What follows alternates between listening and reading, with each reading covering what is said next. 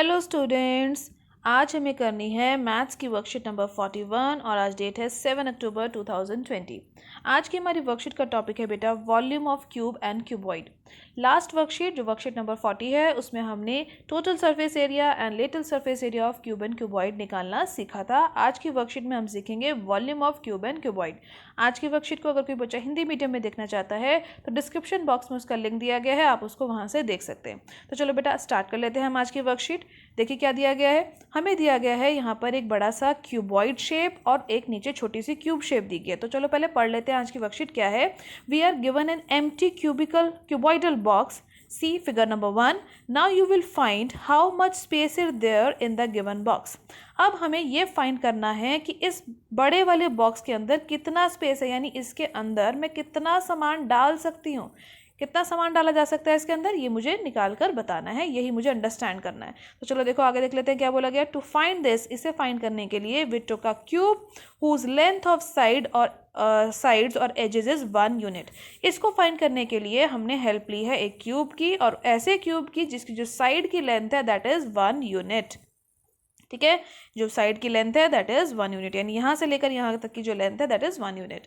Now to measure the space enclose by the cuboidal box we filled a unit length cube in this. अब हमने क्या किया है बेटा, इस बड़े से क्यूबॉइड के अंदर, ये जो क्यूबॉइड बॉक्स मुझे दे रखा था, इस बड़े क्यूबॉइड बॉक्स के अंदर मैंने ये छोटे छोटे क्यूब्स डालना शुरू करा। इसमें मैंने एक छोटे छोटे से ये वाले जो मेरे क्यूब्स थे इनको मैंने इसके अंदर डालना शुरू कर दिया। अब इसको डालने से क्या होगा, मुझे पता चल जाएगा कि कितने छोटे क्यूब्स मैं डालूं कि ये बॉक्स मेरा पूरा भर जाए। तो देखो यहाँ पर इस वाले डायग्राम में देखो क्यूब्स डालने शुरू करें, जो साथ वाला डायग्राम बना हुआ है, दिस फिगर नंबर 3।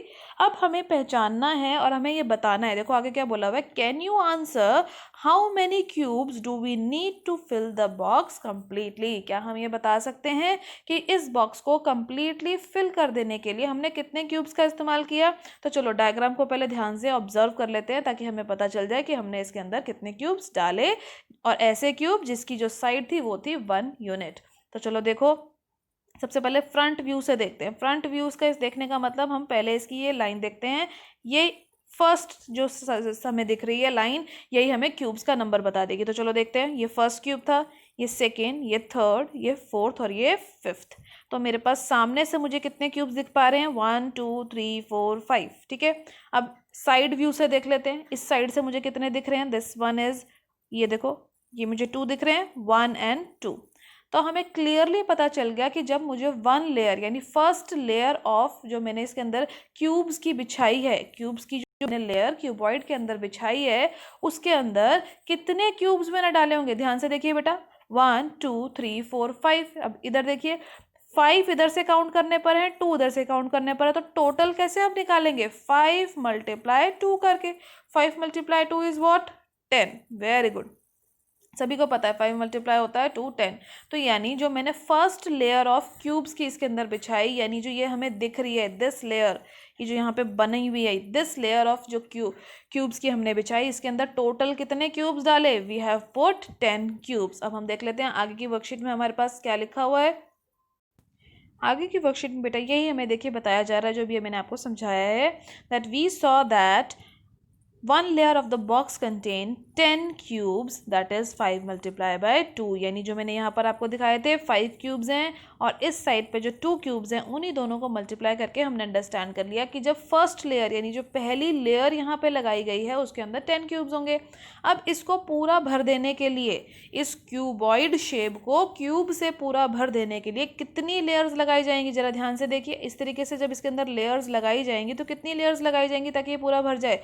अभी फर्स्ट लेयर लगी थी यहाँ तक, तो कितनी लेयर्स और लग सकती हैं, 2 लेयर्स और लग सकती है ना इसके ऊपर। ध्यान से देखिए, आप समझ पाएंगे कि आपको क्लियरली समझ आ जाएगा कि इसमें 2 लेयर लगेंगी, first layer, second layer, third layer. जैसे कि किसी बिल्डिंग में फ्लोर्स होते हैं ना, तो this is the first floor, second floor and this will be the third floor.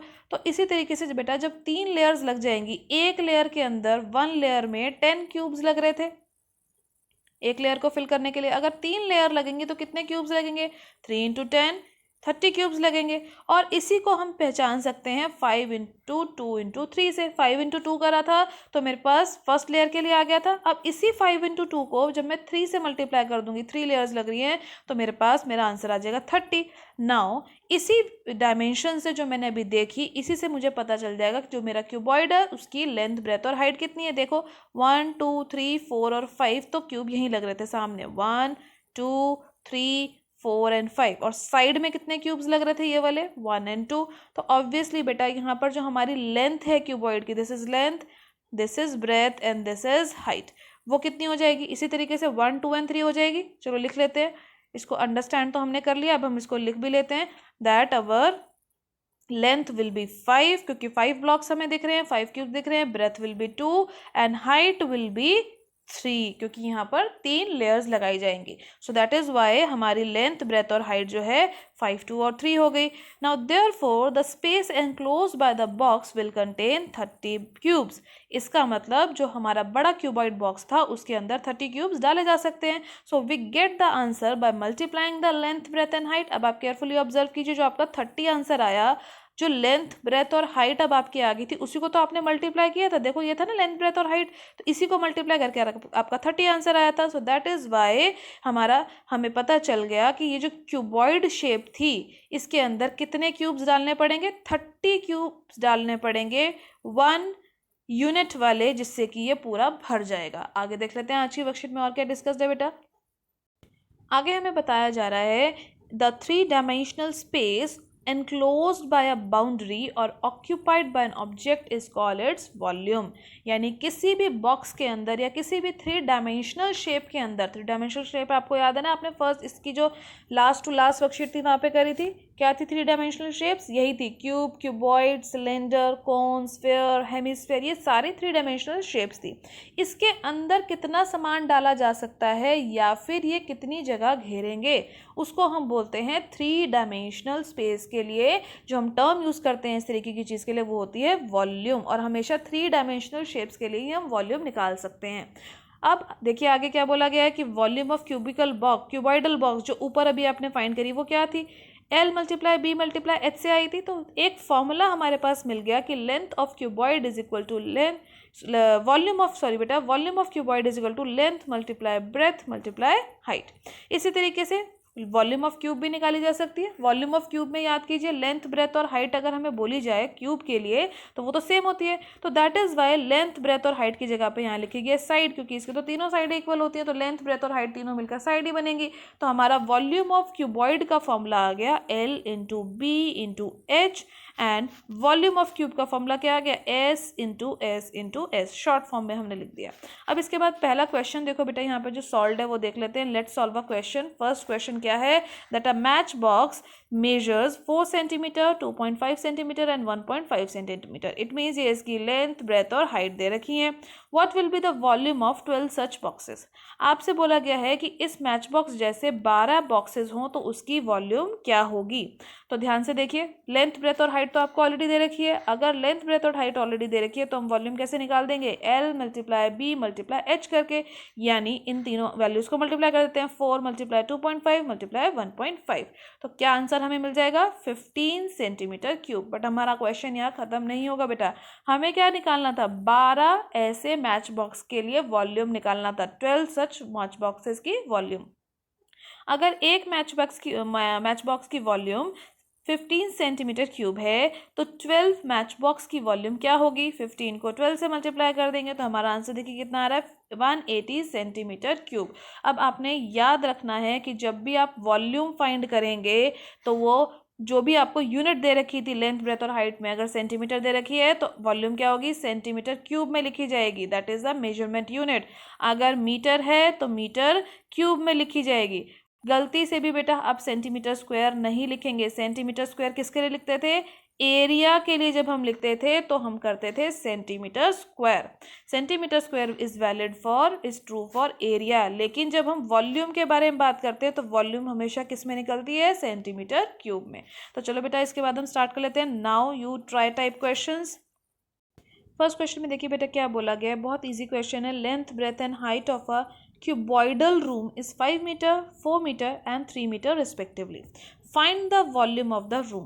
तो ऑब्वियसली आपको रूम पहले से बता दिया कि वो क्यूबॉइड की शेप का है, उसकी लेंथ, ब्रेथ और हाइट भी आपको गिवन है। तो आप कैसे निकाल लेंगे? फॉर्मूला याद कीजिए, बहुत ईजी है, L into B into H कर देंगे तो हमारा वॉल्यूम आ जाएगा। तो फटाफट से करिए, L into B into H यानी 5 × 4 × 3, सो 5 4 ज़ा 20, 20 इंटू 3 विल बी 60।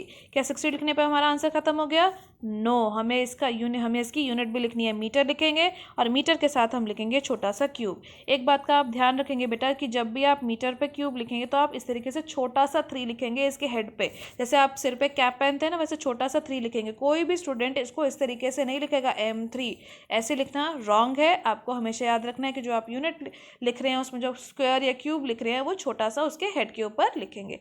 अब इसके बाद हम स्टार्ट कर लेते हैं क्वेश्चन नंबर 2। नेक्स्ट क्वेश्चन में देखिए बेटा, जो लास्ट क्वेश्चन आज की वर्कशीट का क्या बोला गया है, क्यूबिकल बॉक्स है जिसकी साइड, जो ईच साइड है या जो ईच एज है, उसकी लेंथ कितनी दे रखी है? 10 सेंटीमीटर। आपसे बोला गया है कि उसकी वॉल्यूम फाइंड कीजिए। तो बहुत ईजी है, वॉल्यूम का फॉर्मूला याद रहना चाहिए अब आपको, साइड मल्टीप्लाई साइड, इसको मैं शॉर्ट में लिख सकती हूँ S मल्टीप्लाई S।